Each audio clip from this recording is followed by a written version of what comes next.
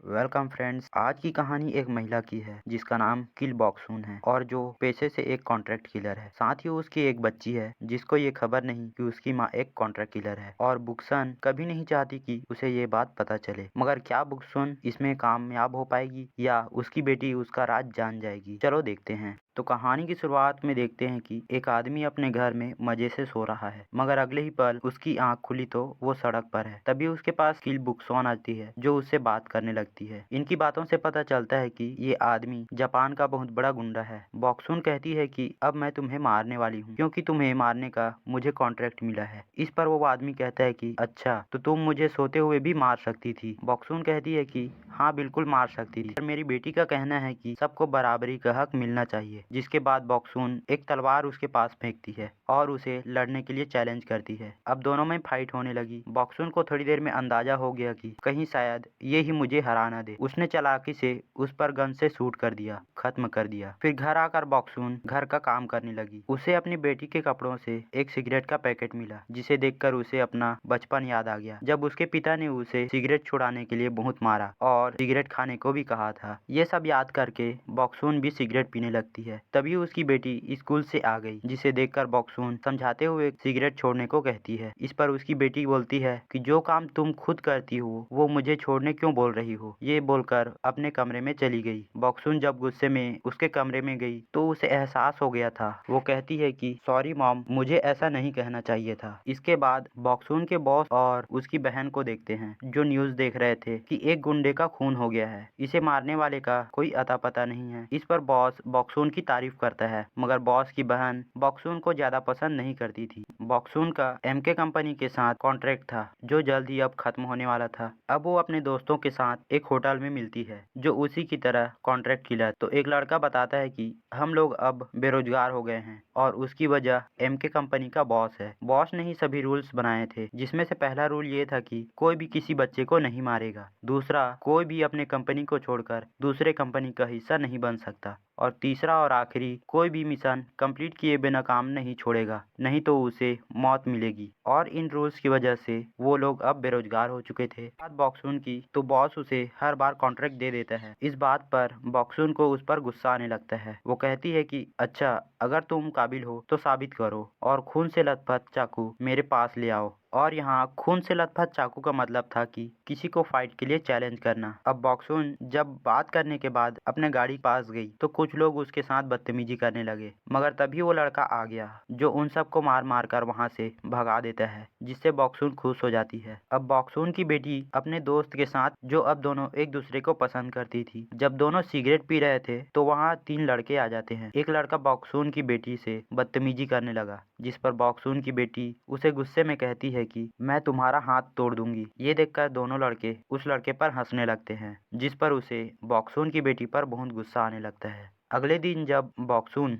Office जा रही थी तो वहीं बॉस की बहन आ जाती है। दोनों आपस में बातें करने लगते हैं। अब एक जगह पर एक नई फाइटर फाइट कर रही थी। दरअसल बॉस की बहन अपने कंपनी के लिए नए किलर तैयार कर रही थी। उन्हीं में ये लड़की सबसे बेहतरीन थी। बॉक्सून को देखकर सभी उसका वेलकम करते हैं क्योंकि वो इस कंपनी की सीनियर किलर और सबसे बेहतरीन किलर थी, जिससे बॉस की बहन को अच्छा नहीं लगा। बॉस की बहन बॉक्सून से कहती है कि ये लड़की आगे चलकर बॉक्सून से भी अच्छी किलर बनेगी। ये सुनकर बॉक्सून वहाँ से जाने लगती है तो बॉस की बहन उन दोनों को लड़ने के लिए चैलेंज करती है। अब उनके बीच फाइट स्टार्ट हो गया। वो लड़की अपने सारे पैतरे बॉक्सून पर आजमाने लगती है, मगर बॉक्सून बड़ी आसानी से उसे डिफेंस कर रही थी। थोड़ी देर में बॉक्सून इसे हराकर जीत जाती है। इसके बाद बॉक्सून अपने बॉस के पास आ गई, जहां बॉस कहता है कि हमारा कॉन्ट्रैक्ट अब खत्म होने वाला है, मगर मैं चाहता हूं कि तुम आगे भी हमारे लिए काम करो। बॉक्सून कहती है कि मेरी बेटी अब बड़ी हो रही है और मैं नहीं चाहती कि मेरे कामों का असर उस पर पड़े। तभी उसे उसकी बेटी के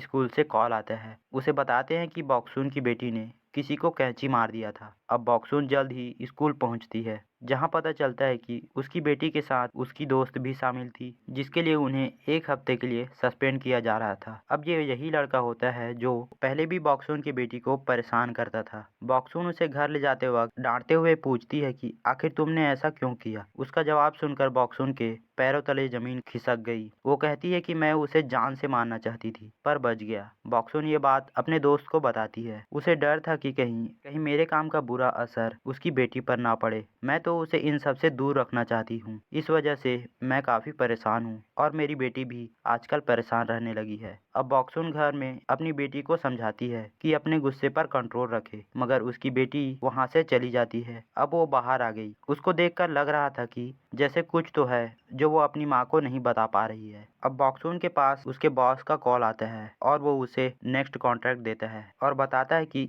इस बार इस मिशन में वो किलर लड़की भी उसके साथ जाएगी। मिशन से पहले बॉक्सुन उसे हथियार दिखाती है और अपने मिशन पर निकल जाते हैं। वो टारगेट तक पहुंचकर कमरे में बेहोशी का गैस छोड़ देते हैं, जिससे वो लड़का बेहोश हो गया। उन्हें ये मिशन इस तरह से करना था कि जिससे ये मर्डर नहीं बल्कि सुसाइड लगे। किलर फाइटर उसका नस काटने लगी तो बॉक्सुन उसे मना करती है और समझाती है कि अपनी जान लेने वाला कभी भी सीधा नस नहीं काट सकता। डर और घबराहट के मारे टेढ़ी मेढ़ी हो जाती है। जब बॉक्सुन उसके नस काटने वाली थी तो उसकी नज़र उसके तस्वीर पर पड़ी, जिससे उसे पता चला कि ये तो मिनिस्टर का बेटा है। उसे एक लेटर भी मिलता है जिससे उसे पता चला इस लड़के को तो उसका बाप ही मरवाना चाहता है। वो पढ़ ही रही थी कि तभी उसकी बेटी का कॉल आता है। किलर फाइटर को बाहर भेजकर वो उससे बातें करने लगी। उसकी बेटी उसे सॉरी बोलकर जल्दी घर आने को कहती है। उसकी बातों से बॉक्सुन जज्बाती हो जाती है और हो भी क्यों ना, क्योंकि पहली बार उसकी बेटी इस तरह से बात कर रही थी। अब हम बॉस को देखते हैं जो रसिया में अपने नेक्स्ट मिशन पर गया था। वहाँ उसे बॉक्सुन का कॉल आता है कि उनका मिशन पूरा नहीं हुआ। ये सुनकर बॉस को बिल्कुल भी यकीन नहीं हो रहा था, क्योंकि आज से पहले बॉक्सुन कभी भी कोई मिशन में फेल नहीं हुई। तभी बार में सभी लोग बॉस पर हमला कर देते हैं, जिस पर बॉस अकेला ही भारी पड़ता है। सबको बड़ी आसानी से निपटाकर बॉक्सुन से बात करता है। बॉक्सुन बॉस को यकीन दिलाने के लिए उसकी किलर लड़की से बात कराती है और वो लड़की भी झूठ बोल देती है। अब बॉक्सुन कहती है कि अगर वो सजा से बचा ले तो आगे भी वो उसके साथ काम कर सकते हैं। बॉस रसिया से वापस आते वक्त अपनी बहन को कॉल करके बॉक्सुन के मिशन फेल होने की बात बताता है। वो कहती है कि उसने कंपनी का रूल तोड़ा है, अब उसे तो मार देना चाहिए। जिस पर बॉस कहता है कि नहीं, हम उसे नहीं मार सकते क्योंकि वो एक सीनियर किलर है और वो आगे भी हमारे साथ काम करने को तैयार है। ये बोलकर वो फोन काट देता है। अब वो याद करता है कि जब वो बॉक्सुन के पिता को मारने गया था तो बॉक्सुन वहाँ आ गई थी, जिसे देखकर वो रुक जाता है। मगर अब बॉक्सुन खुद अपने बाप को मार देती है, क्योंकि वो अपने बाप से तंग थी और अपने पिता को मारने के बाद कातिलाना अदा से मुस्कुरा रही थी। तब वो महज 17 साल की थी। अब अगली सुबह दिखाया जाता है कि मिनिस्टर का बेटा मारा गया है, जो देखकर बॉक्सुन काफी हैरान थी कि आखिर उसे किसने मार दिया। तभी वहाँ उसकी बेटी आ गई और वो अपनी माँ को सारी सच्चाई बता देती है कि मैं अपने दोस्त को पसंद करती हूँ और इसी का उस लड़के ने तस्वीर ले ली थी। मैंने उसे तस्वीर डिलीट करने को कहा तो उसने कहा कि वो तस्वीर तभी डिलीट करेगा जब वो उसके साथ गलत ताल्लुक करे, जिसे मैंने मना कर दिया। तो उसने इंटरनेट पर डालने की धमकी देने लगा, इसीलिए मैंने उस पर कैंची मार दिया था। मेरी दोस्त नहीं चाहती थी कि ये बात आपको पता चले, इसीलिए मैंने आपको ये बातें नहीं बताई थी। बॉक्सुन कहती है कि तुमने गलती की, मुझे यह बातें पहले ही बता देनी चाहिए। जिस पर उसकी बेटी कहती है मैंने अगर नहीं बताया तो आपने कभी मुझे बताया है कि आप क्या काम करती हैं? ये सुनकर बॉक्सुन घबरा जाती है कि कहीं इसे पता तो नहीं चल गया। तभी वहाँ किलर फाइटर आती है जो उससे मिलने आई थी। बॉक्सुन उसके गले में चाकू रखकर उसे आने की वजह पूछती है तो वो बताती है कि मुझे एम की कंपनी ने निकाल दिया है। अब दोनों होटल में गए जहाँ बाकी के दोस्त भी आ गए। वहीं उन्हें पता चला कि जो मिशन बॉक्सुन और किलर लड़की ने छोड़ा था उसे बॉक्सुन के दोस्त ने पूरा किया, उस लड़के को मारकर। तभी उसके दोस्त के पास बॉस की बहन का कॉल आता है जो बॉक्सुन उठाती है, जिसके बाद बॉस की बहन सबसे एक एक करके बात करती है और उनको एक मिशन देती है। तभी होटल का मालिक बॉक्सुन के गले में रस्सी डालकर उसे खींचने लगता है। अब वो सारे लोग मिलकर उस पर हमला कर देते हैं, क्योंकि बॉस की बहन ने जो बॉक्सुन को मारने का ही मिशन दिया था, मगर वो सबको एक एक करके मारने लगी। अब वो फाइटर लड़की भी बॉक्सुन का ही साथ देती है। दोनों मिलकर सबको मार देते हैं और जब बॉक्सुन अपने दोस्त को मारने वाली थी तो वो कहता है कि मुझे माफ कर देना, मैंने ये जानबूझकर नहीं किया। बॉस की बहन ने तुम्हें मारने का मिशन दिया था। तभी बॉक्सुन का फोन बजता है। वो देखती है कि उसकी बेटी के बहुत सारे मिस कॉल थे। वो घर जाते हुए उससे बातें करने लगती है। तभी बॉस उसे गला दबाकर जान से मारने की कोशिश करने लगता है। तभी किलर फाइटर वहाँ भागते हुए आती है और वो बताती है कि ये हमला आपकी बहन ने कराया था। जो सुनकर बॉस बॉक्सुन को छोड़ देता है और बॉक्सुन कहती है कि अब मैं तुम्हारी बहन को नहीं छोड़ूंगी। बॉस कहता है तुमने ऐसा क्यों किया तो मैं तुम्हें मार डालूंगा। बॉक्सुन कहती है मैं उसे मारूं या ना मारूं, मगर बाकी कंपनी वाले